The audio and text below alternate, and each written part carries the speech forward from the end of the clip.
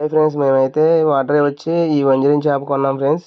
ఇదిగోండి ఇదే ఇలా చేపించాము. ఇక్కడ నీట్ గా చేసింది అక్క అయితే. ఇక్కడ బీచ్ లో తిన్నాం అనుకున్నాము, ఇక్కడే వంటకి ఇచ్చేసాము. ఇదిగోండి ఈమెయితే వంట చేస్తుంది ఇక్కడ. మేము బీచ్కి వచ్చేసాం. ఇదిగోండి చక్కగా టమాటా ముక్కలు ఇవన్నీ వేసుకుంటుంది చూడండి ఫ్రెండ్స్.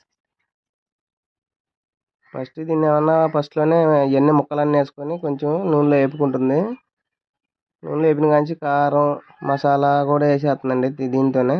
ఉప్పు కావాల్సినవన్నీ చూడండి. కొంచెం బాగా వేగిన కాంచి ఇదిగోండి ఇట్లా ఉంది. డైరెక్టర్ ముక్కలు వేసేసింది దీంట్లో అయితే.